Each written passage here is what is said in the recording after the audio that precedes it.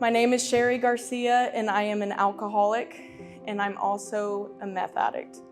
I have been through the ringer when it comes to drug and alcohol abuse. Over the weekend, I went to Disney World this past weekend. I literally got off the plane and came straight here. And I made a post that I was in front of the castle and I said, this is the most magical place on earth. And it was pretty magical. But whenever I came here, walking through these doors, I realized this is the most magical place on earth. And I'm not just saying that. I know that because over the last 10 years, I've been visiting prisons. I've been running an agency for the last 5 years, hiring people coming out of prison. And where you guys are right now, how you can get quiet and still and work on yourself, it's the greatest opportunity for God to meet you right where you're at. The most magical place on earth is right where your feet are. I'm not going to stand up here and tell you how to get rich quick. I'm not going to tell you how to get sober. But what I am going to tell you about are my failures. More importantly, I'm going to tell you about the self-destructive behaviors that were a result of my insecurities and how those insecurities began. How many of you feel insecure? Well, I'll raise my hand. I feel insecure standing in front of you guys. So let's talk about insecurities. That's where it all began for me. How many of you guys would consider yourself a daddy's girl?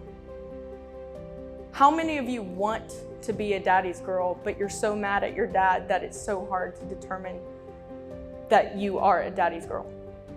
I'm both of those. I was a daddy's girl, but I was so mad at my daddy because he helped me take a turn in my life that I never believed he was capable of doing. And he made some mistakes. My insecurities poured me straight into entrepreneurship because I needed validation. I needed to show the world how great I was and how much I could help people. So since I didn't work on what got me on meth in the first place, resentment, right? I resented my dad. Now I'm fearful that I'm not enough. Fears were starting to drive my decisions. And then that went to pride, which is really just a cover-up of your fears, right? How many of you are sitting in here right now because of pride? And really, that's just ego, etching God out. That's what ego stands for at the end of the day, etching God out. I ended up getting that 1 year sober, 2 years sober. I'm almost 3 years sober now. And what happened in the process of doing that, and that's why I want to talk to you ladies about tools.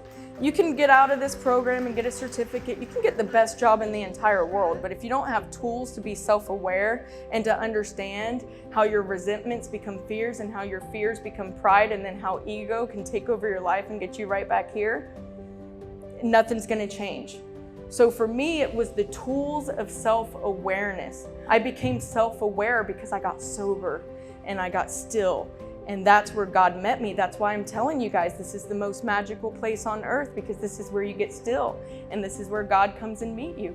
Some of you, a miracle is going to happen today. Some of you are going to go back and you're going to lay your head down tonight and you're going to be like, God, thank you. She said exactly what I needed. I got the sign that I needed today. And I'll never know, but you'll know. And that's all that's important, because remember, who's inside of you? God. Everything you need is inside of you. And when you're looking on the outside instead of inward, that's validation, serving your ego. And what's ego? Etching God out, right? First year is going to be tough. It's lonely at the top. They say that for a reason. Be lonely. Be with God. Don't forget right where your feet are. That's where the magic happens. Thanks.